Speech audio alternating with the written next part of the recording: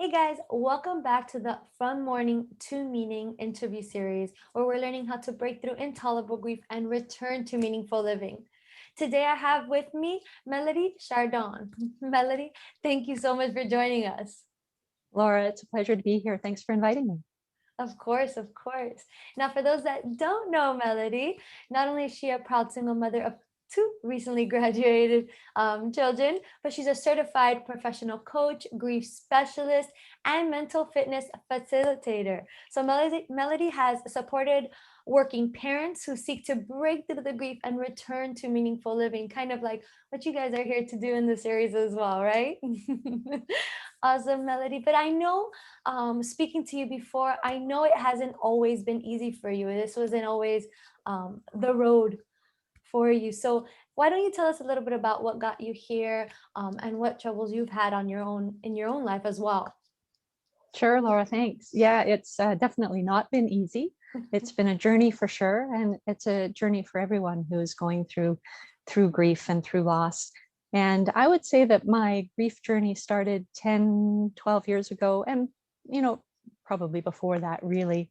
But the awareness of what was happening came about 12 years ago. My dad was diagnosed with Parkinson's first and then Alzheimer's, which together is a diagnosis of Lewy body dementia. And we knew that he wasn't going to live very long after he was diagnosed. And so there were a number of things that changed along the way in the relationship that I had with my dad. And so that was sort of the first big loss that I experienced. And in that same time period, around, a period of 18 months, my dad did die. And then I started a new career, and I also filed for divorce. So in my experience, typically life will shake us up in order to wake us up. Life will hand us something that we need to work through, overcome. And, once we do it, we're stronger, we're more resilient, we're more brilliant as a result, but it can be hard moving through that journey. So in the span of 18 months, it was the death of my dad, filing for divorce, and starting a new career, all kind of at the same time. And when I started my new role at the company, I had been with the company for 20 plus years, and there wasn't really anywhere else that I could go in the company, but I had gone to my boss and said I needed to secure a role because I was going to be a single mom. And so they placed me in human resources, in learning and development. And that's where I got a taste of coaching and started to pursue that side of my career. But during that time, I really wasn't present, productive. I wasn't focused. And so, I damaged relationships along the way. I lost the trust of my colleagues, and really got to know how, we talk about this presenteeism, and I really got to understand what they mean by that, because when people are grieving, it's really hard to be present and focused. Yeah, definitely. Yeah, and it's crazy because you said something interesting. You said, my grief was here. Well, it probably started before that. So we're constantly grieving, right? We're constantly experience loss of everything, not just of a loved one, but of many things. And sometimes these things can add up. And unfortunately for you, you had many grief situations in the span of 18 months where you were suffering in many areas, such as relationships, career, finances, health, so many different things. So that's a big load to carry and a lot to come back from. But the fact that you're able to was great. It's huge, right? Now, what I want to know is what prevented you from realizing the health, happiness, and fulfillment you wanted? What caused this? What made you realize what it was causing this pause for you? Yeah, so, I think at some point in time, we all have something, right? Something shows up. And if we're paying attention, if we're awake, then we see it as an opportunity for deeper exploration. And so I mentioned that the grief started long before that 10-year period. And it wasn't until I did my own grief work that I started to see all the different points in my life where grief had shown up, and I didn't really know about it. I didn't know what to do with it. And so all of that was sort of rippling under the surface all along. But I think the biggest thing for me that I learned that I want to share with others is that grief is the result of the end or loss of any change, behavior, or relationship. Mhm. So if you think about it, anytime we change jobs, we graduate and move out, go to college, Yeah. we move, all of those are grief instances. And if we don't take care of the grief as we go, then it sort of mounts on top. Mhm. And so back to what was preventing me from being happy, healthy, and fulfilled was really unresolved grief and unrecognized grief. So things from, grade 3 when my best friend moved away, grade 9 when my first boyfriend broke my heart, starting grade 10 in a new school with no friends, and then my grandma passing away that same year, and not really knowing what I was experiencing, why I was feeling the way I was feeling. Yeah, definitely. These things do add up. And sometimes we think that we can just let it go unattended and we don't feel it anymore. And okay, it's resolved. We're not going through that anymore. But they do show up if we don't resolve it, right? If we don't go through it.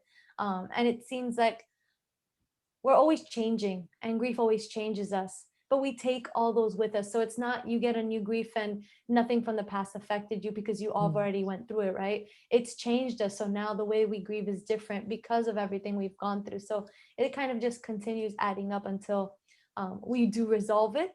But it always changes the way we will resolve the next one as well. So it's never um, something that we know how we can expect to be, right? Does that make sense? What I just said? Yeah, it does. And what I think you're speaking to is the unresolved grief. So if we don't take care of the grief and we convince ourselves intellectually that we've done our grieving, but in our heart, we really haven't taken care of it, then a new loss will trigger the old pain, but we often don't realize that that's what's happening. So we may be going through something and we may start having these emotional outbursts or reactions to things that people say. And we kind of question ourselves, well, why am I overreacting to this? And it's really that we're reacting to that plus everything that we've carried from the past. Yeah, definitely. And how did you find yourself being able to grieve, to allow yourself to grieve? What steps did you take to say, okay, I need to grieve, and this is what I'm going to do to just accept it and just go through it and allow myself to feel it? Mm-hmm. Well, I probably wouldn't have allowed myself to feel it if I hadn't gone to a grief workshop with a friend of mine. So after I did my coaching certification, one of the girls that I went through the program with invited me to go to a grief workshop in California. And it was intended to be a coaching workshop. So I naively went thinking that I was going to gain some coaching tools that would help me help my clients. What I didn't realize at the time is that we can't be with the grief of another if we can't be with our own grief. And so during that weekend, I got to have a real good look at the grief that I was carrying and the stories that I had made up about grief and whether or not I had grieved and whether or not I needed to grieve. And so the story or stories that revealed themselves during that weekend were the fact that I said that I had already grieved, so I didn't need to grieve. And two instances in particular. So the first one with my dad. And so because of his diagnosis and all that we had been through while he was living, he also stopped communicating while he was still living. He wasn't able to talk anymore. And so I made up this story that because he wasn't able to talk and because there had been so many changes, I had already grieved the loss of my dad, and that I didn't need to grieve anymore when he was physically gone. And then similarly with the marriage, I made up the story that I had grieved the death of my marriage years before the divorce. And so when my husband finally moved out, I didn't need to grieve. And so this was the story that was revealed to me during that weekend. And I got to, like I said, I got to look at it, pull it closer, really embrace all that had happened, all of the pain and all the stories, the lies that I had been telling myself to try to protect myself, to protect my heart. Yeah, definitely. And it seems that a lot of times we do that, right? We try to protect ourselves, although the best way to do it would be live through it. We try to protect ourselves and tell ourselves stories to kind of stop ourselves from it. stop ourselves from going through it, because it is so painful. It's hard. It's hard to go through it. Although we need to, it is difficult. Definitely. Now, what are some myths of grief that you've found? Yeah, so there's 5 myths or lies, if you will, that we tell ourselves about grief. And these are things that have been promoted and perpetuated throughout society for ages, right? And so the very first one is that if we give grief time, it will get better, right? And I like to tell people it's not the time, it's what you do with the time. So definitely as time passes, the pain will lessen to some degree, but if we don't take action with the grief and we actually learn how to move the grief and complete it, then we're left still with this feeling of emptiness, or the pain that is uncovered later by a new loss. So giving grief time is kind of like, driving down the road and you get a flat tire and you pull your car to the side of the road and you just sit and wait for the tire to reinflate. That doesn't get you anywhere. Yeah. And so giving grief time is similar to that. And then the next one would be replace the loss. So this idea that we can replace the loss, and we can never replace a loved one, but we do try and do it with a pet or when a relationship breaks down. And so often what people will do is they'll race out to get another pet or get another relationship. But if they haven't healed their grief, they aren't actually available for that new relationship. And then they can start to question themselves why they don't feel the same that they felt about the previous pet or the previous partner. And then they start to blame themselves for not loving enough. And there's a whole host of problems that come with replace the loss. And we see it even early in childhood when, if you come home from school and you're upset, maybe your parent would offer you a cookie or some sort of food for comfort, right? My dad would always take us for ice cream if we were sad. So that's a version of replace the loss. And that one actually leads to the emotional eating that we see. So the unresolved grief is the root cause of a lot of the addictive patterns and behaviors that we see. So the next one, the next myth is isolate or grieve alone. And so there's an idea that we shouldn't share our pain with others, or that they don't want to hear it. And like I said before, it's because they're uncomfortable, right? So if people haven't done their grief work, it can be hard to be with someone else when they're grieving. And so then people naturally pull away. And so what I've seen is like there is a natural need to be alone, to process some of this pain, but there's a risk of being alone all the time, right? And that's when we start to isolate, withdraw. We don't want to be with others. And so that's where the danger, the slippery slope is if we pull away too much. So what I recommend is that grievers find one person that they can talk to, that they feel safe with, that they, is a confidant for them. And then they just ask that person to listen. The listener doesn't have to do anything. They just be a heart with ears, listen, knowing that the person sharing is not broken. They don't need to be fixed. It's just that their heart's broken and they need someone to talk to. So then the next one is escape. And so I'm using the word grief to share all of these myths so that it's easy for people to remember. So G is give it time, R, replace the loss, I, isolate, and then E is for escape. And so there's that, again, promoted by society over time, is that you just need to get away. If you're heartbroken, you're grieving, you just need to get away. And the idea that you can escape your grief causes additional harm. And so, particularly with the pandemic, when people couldn't go anywhere, where they were confined to their home, we saw a lot of grief erupting because people were forced to stay home. They couldn't escape their grief. And then it erupted inside of the homes, in relationships. And then we saw these secondary grief with relationship breakdown, right? So I like to tell people that you can run away from your grief. You can go on vacation, but it will be waiting for you on the sofa when you come home. And not doing your grief work is like not paying your taxes, right? Eventually we have to pay. Yeah. And so if we do it in the moment or soon after the loss, it's a lot easier to do, and we don't have to carry that weight with us. Definitely. And then the last one is F, feeling sad is bad. And so again, society has told us, and particularly boys and men, to not cry, right? We've been told if we're going to cry, go to our room. If you're going to cry, I'll give you something to cry about, right? Stop crying. What's wrong with you if someone cries? I recently had a client who was, her husband had passed away. And so she came to see me for her grief work. And not only did she heal for herself, but she healed in a way that she could then support her own children as well as her grandchildren.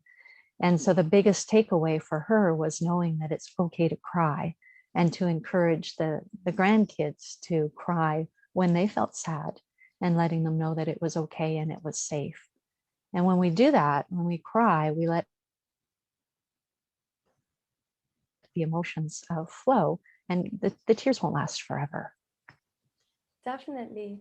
And I love how you put that, not only with the word grief so we can remember it so easily, but thank you for the explanation of each. Now, I do have a question though, because I know for the crying, for it not being sad, we get that, cry it out, awesome. For escape, we obviously can't escape, but we can go on vacation, but it's gonna be there. That makes total sense. For why am I spelling grief backwards? I don't know, but for isolation, it does make sense, because a lot of times we want to push away, and sometimes we need that time alone, but we also need to continue with seeing people, making plans and stuff, just so we can keep that normalcy, have someone to talk to. Like you said, I think that's a great idea. Have someone, at least one person who's a good confidant, just someone to listen, because at the end of the day, that's really what you need, someone to listen to you. It's okay if they don't have anything to say, because at the end, you just need to get it out, right? Mm-hmm. And the R was, don't tell me. Remember. No, talk to me. Replace the loss. Replace, yes. And actually, that's one that I can see a lot when we do the whole getting a divorce or getting another significant other. I see it a lot, but it's true also when you talk about losing someone, because a lot of times we do get a pet and something of that sort, and you don't think about it that way, in that sense, because we do think about it. We need our own time before we get into another relationship, and sometimes we rush it. But that's something in the back of our mind. But when something so different as we lose a loved one, so we get a companion or something like that, sometimes we don't think about it, but it might be true we're not ready emotionally to even get a companion. Maybe we won't be as dedicated to it or really give it the love that it needs, not just for us, but for them as well. Mm-hmm. Now, for the G, for giving it time, that one, I do want to ask you a question, because I totally love your analogy of the tire, that if you do nothing to it, you're going to get stuck. You're not going to go anywhere, right? So what are some steps that you would say to start? Obviously, there's a lot of things that we can do, and everyone's in a different a level, a different space in their grief. But what are some things that you feel that we can start with to start that movement, to start working it out, instead of just sitting there and giving it time? Because of course, like you said, it's not just about giving grief time. You have to actually do something to keep moving forward. So what is one or two things that you think we should start with, or that we should consider? Well, one of the first things I've been having people do, especially this year, is to make a list of everything that they've lost. So it might be an obvious loss, the death of a loved one, a divorce, maybe a career loss or change. But then there's been a lot of other losses. Some of them are tangible, some of them are intangible, right? And so by taking this activity to write everything down, first of all, we get it out of our head, off our heart, and onto the paper, right? And then we can see it, and then we can, put it into perspective. Oh, wow, yeah, I've been through a lot. No wonder I feel the way I feel. Yeah. Right? No wonder I'm thinking the way I'm thinking. So people tend to question themselves when they're grieving, right? They shouldn't be feeling this way, or they should be over it by now, or they should be doing something different than they are. And what's really important is just to normalize it and say, yeah, you know what? You've experienced a lot of loss. Let's take a look at it. Let's see what it is. And then the next one would be something that, people tend to not want to do because they feel like it will never stop, and that's to cry, right? And so I'm not saying that you have to cry all day, every day, but you'd be surprised if you gave yourself permission to cry, how the tears would just move through you. And so this is wisdom that, it came from the training of the grief recovery, but it also came from my mom, because she shared a story with me after my dad passed away. And she said that a lot of her friends would say to her while my dad was sick, they would say, I don't know how you do it. I don't know how you carry on, how you live day to day. And my mom said, well, sometimes I get up in the morning and I sit in my chair and I have a good cry, and then I get on with my day. So she had that inner wisdom. It wasn't something that she needed to be told. She just knew what she needed in the moment was to have a good cry. And what happens when we do that too is we release some of that energy. And so we actually then have more energy to carry on with our day and with our life, because it takes a lot of energy to suppress those emotions. Mm-hmm. It's so true. It probably takes even more energy to suppress them than just to live them and let them out. So yeah, definitely. And how do you feel grief affects us? I know there's a lot of different ways that it does affect us, but what are some key ways that you see that it does affect? Because I know a lot of people sometimes they go through things that they're not sure if it's grief or not, but they're feeling different, whether that be physically or mentally. So what are some things that you've seen that do affect us, and it's grief? Like, how does grief affect us? Mm-hmm. Well, it affects us mentally, emotionally, physically, and spiritually. Mm-hmm. So it's like the facets of grief: mental, emotional, physical, and spiritual. And mentally, it's the conflicting thoughts and emotions. Basically, that's what grief is. So conflicting thoughts. Mentally, there's research that's proven that brain fog is real, right? And so when I went through the death of my dad, the divorce, and the new career, I was making some really bad decisions. And I used to say to my girls that I was in a fog, and it became a bit of a joke between us. But then when I did the research, it was like, oh no, the brain fog is real. And so mentally, it's hard for people to focus. It's hard to make clear decisions. And this is why we recommend that people not make major life changes when they've experienced a death or a divorce, or even with a career loss. You want to be careful that you don't jump into that next job until you've done the grief work and you know whether or not the next position is right for you. Yeah. So then emotionally, of course, grief is the emotional response to loss or change, and emotions are energy. And we talked a little bit about this already. So the emotions need to flow through us. And when we hold on to them, then that's what weighs us down. Mm-hmm. And so when we don't do the grief work, we just tuck it away into that emotional suitcase and we carry it with us from relationship to relationship, job to job. It's always getting in the way. It's a barrier for us to open our hearts within a relationship. And it's a barrier for us to be fully alive and fully appreciate everything that happens in life. Definitely. So then physically, similarly, grief weighs us down, right? So the emotional energy that we store in our lost pot and we keep a lid on it, it gets really heavy after a while. And this is why we feel exhausted, right? We feel the fatigue in our body because we're carrying the weight of the grief. It also, grief manifests itself in the body as illness or disease. And so some of what we've seen is unresolved grief can lead to heart attack, stroke, diabetes, and even cancer. So it's all the negative emotions that we carry store themselves at a cellular level within the body.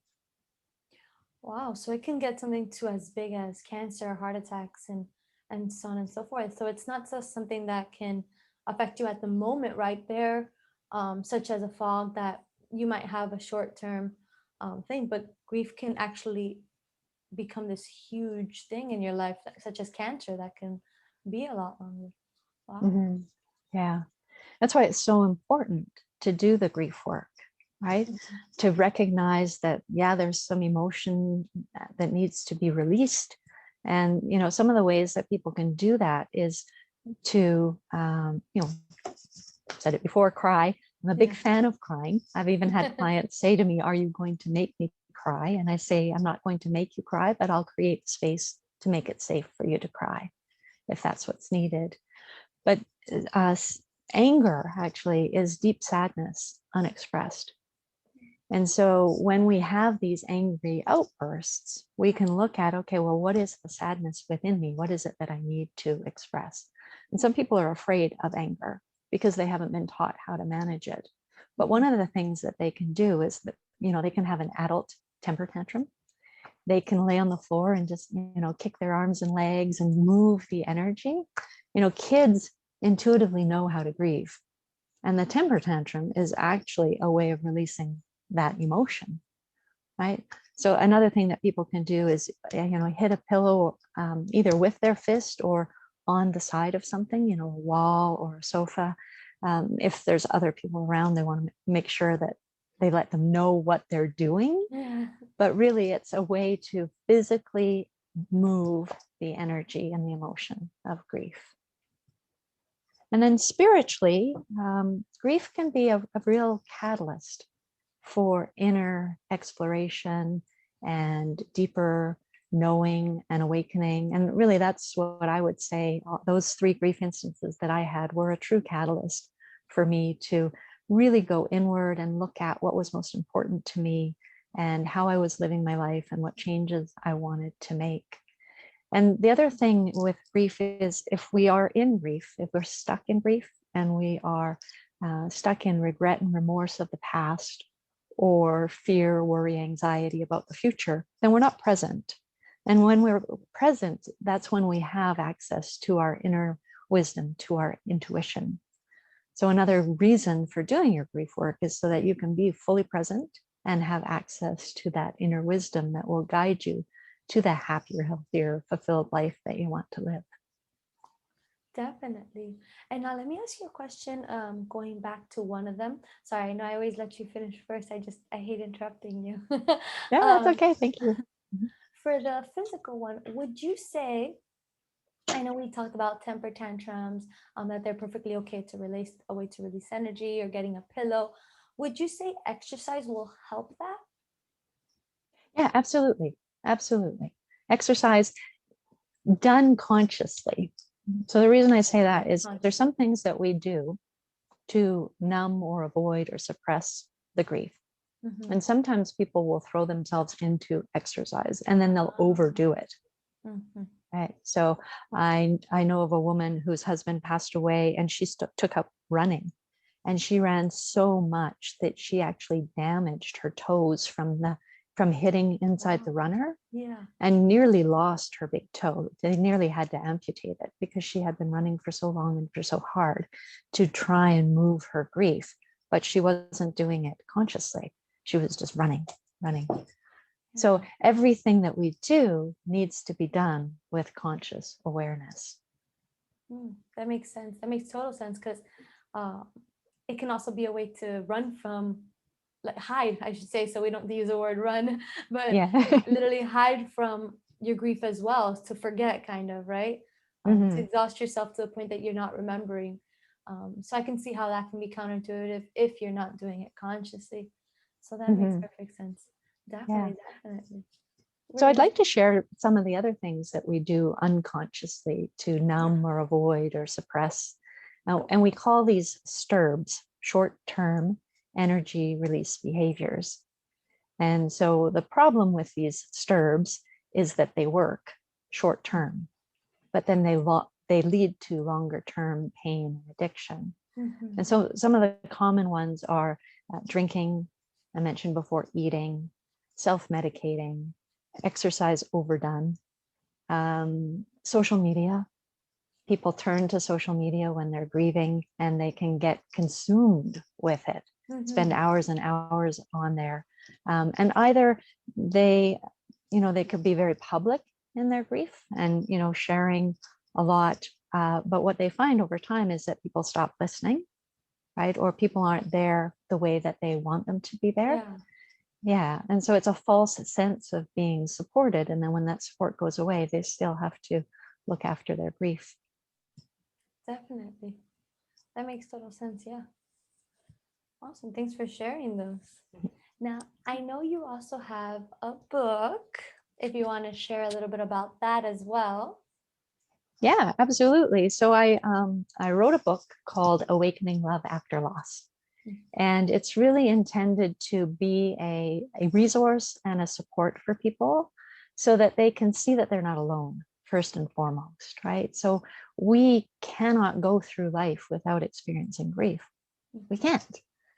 And when we're in it, it can feel very isolating and lonely. Extremely. And so this ebook has been written to share, what to expect in that first year after experiencing a loss, some of the ways to move through the grief like I shared here today. And most of all, it's meant to be a source of hope that people can live a happier, healthier, more fulfilled life, that they can feel better than they feel today. Awesome. Perfect. I really like that. Thank you so much for sharing that. Now, I know that there's a way for them to access this book if you have something you want to offer them or something like that. Yeah, so I have a link. I think you're going to include it in the video. Yeah, so it's a link to a landing page, and they just will click on the link, and then they'll be asked to sign up for my free newsletter in order for them to download the free copy. But the ebook itself is free. The newsletter is free. I send it out weekly, and it's, again, tips and tools and practices, self-reflection exercises to help people move through their grief and to, again, provide hope that things can be better and different than they are right now. Awesome. So thank you so much for offering, guys. I am going to include that link for you. It's going to be a great resource for you guys to really just see what's going on and help you guys a bit. And yeah, I didn't even know about the newsletter, but that's awesome because you're also giving tips on that as well. So that's another free bonus that you're giving right there. So that's awesome. So I am going to provide that link for you guys so you guys can access that really easily without even thinking about it twice, how to spell or anything of that sense. So no worries, I'll get you guys that. And awesome. So Melody, before we go, if there was one thing that you can share with our viewers, just one thing. I know there's probably 1,000 things that can be so useful, but just one thing where they are right now, something that can help them, what would that be? The thing that I want people to know the most is that grief is normal, natural, and necessary. That they're not alone, and that tears are actually an expression of love for the things that we've lost.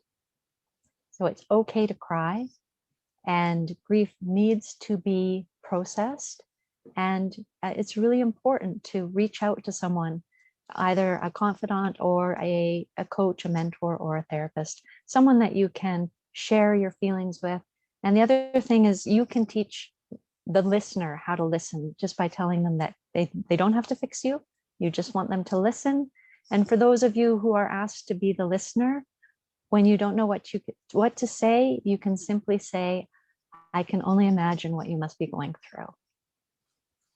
Definitely. And I love that. Tears are expressions of what we love. So that is so true. So we should definitely cry it out and remember what we love.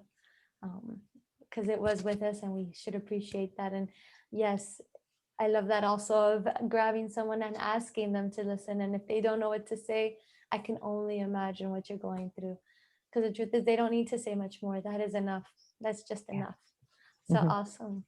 Thank you so much, Annie. Thank you for joining us. Thank you for all your knowledge, your advice. I'm sure not only myself, but everyone viewing really appreciates your time and dedication for allowing us to understand the process and get all these little insights, because they do help a lot. So thank you again for joining us. Well, thank you so much, Laura. And it is so important to talk about grief. It's something that a lot of people don't want to talk about, and it really is because they don't know what to say, and they really don't have to say anything. Just have to It's be true. there and listen. Yeah. It's so true. So thank you again. And thank you guys again for watching another interview of the From Morning to Meaning series. I'm hoping this is very helpful for you guys, and we are continuing. Thanks again, guys, for coming by. See you next time.